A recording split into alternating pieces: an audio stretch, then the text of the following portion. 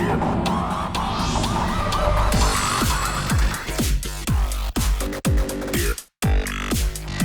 日好高興啊！韓戰千呼萬喚啊！韓戰1994之後仲有1995啦，係咪啊？導演係咪？係。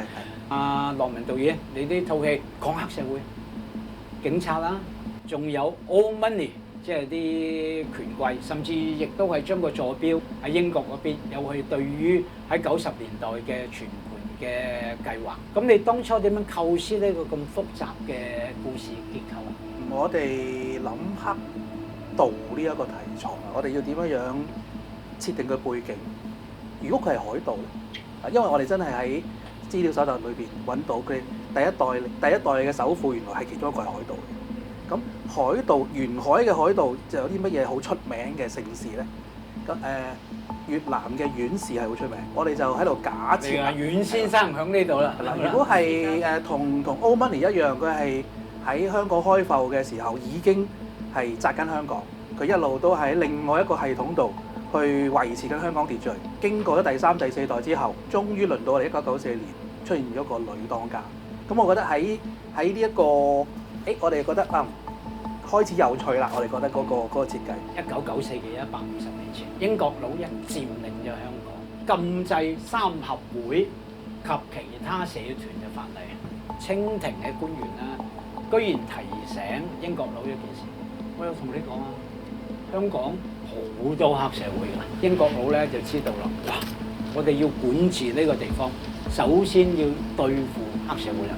去到一個地方，先去了解佢嘅地理啦、社會經濟啦、人口分佈啦。黑社會呢樣嘢咧係籠罩咗香港成個社會氣氛。咁啊，太保哥，你喺入邊做阮先生嘅係咪手下？雖然你地位好高，長老，我就係佢個社團裏邊去。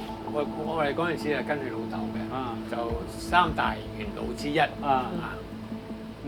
女當家嚟做，好似唔係幾，即係心裏個女仔，但係佢又係我哋大佬嘅女嚟嘅。咁你到底撐唔撐得起呢個會先？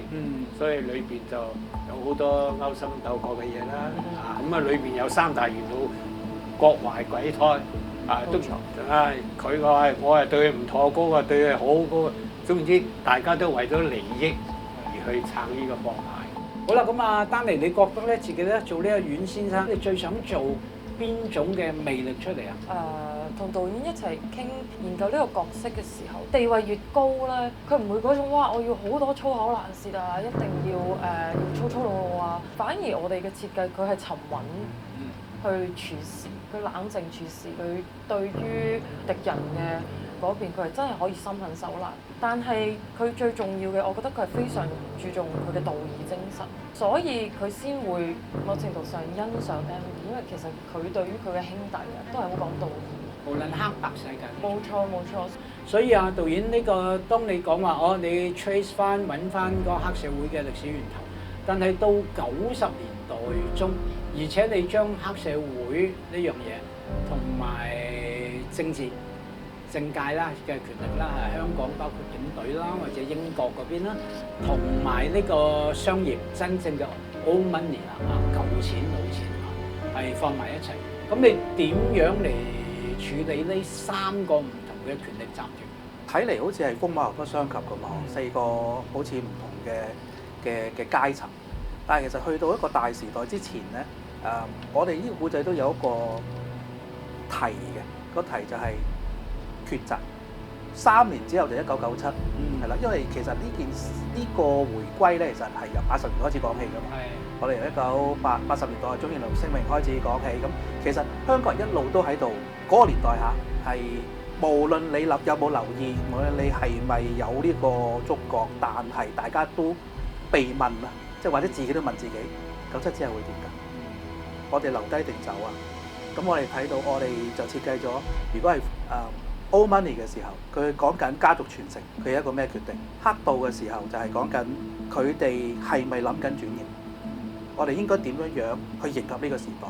如果係一個黑道嘅 old money，即係話有一班舊前輩覺得我哋持之以恆都冇需要改變啦，我哋運作得好好啊，咁佢呢個就係佢同阮先生嘅角力啦。因為阮先生直情係佢爸爸佢交大郎要交呢個重任俾佢，咁佢覺得要點樣去繼續維持呢一個叫做社團嘅運作，佢需要有一個唔一定要同舊嘅前輩有一個相同嘅理念嘅時候，佢應該要點樣？剩翻嘅警隊都係一樣，面對住97嘅時候，大家嘅權力，大家去爭取嘅時候，將會有唔一樣嘅情況出現嘅時候，大家又唔知有咩唔同。咁究竟我應該係去邊一個陣營度咧？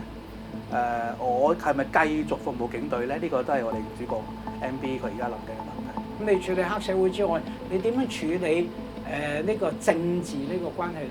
確實香港唔係完全嘅，咁多年嚟唔係完全好安靜平穩咁過。點解要非係1994年不可咧？咁其實咧，我哋第一集嘅最尾，當其時嘅廉政公署高級調查主任李志廷飾演嘅，佢當日去盤問行動副處長李文斌即係梁家輝先生嘅時候，其實佢嘅對白已經講咗1995年一個非常完美臥底計劃，皇家香港警察成功瓦解一個黑社會戰鬥。當年嘅 O 記主管就係李文斌。咁我哋而家大家睇到啦，我哋嘅宣傳物料啦，我哋嘅 O 記主管少年嘅李文斌就係劉俊謙。全港最大黑社會字頭發生咗咩故事？我哋就係由1994年講起。94年咧，其實係我哋借鑑咗一單綁架案。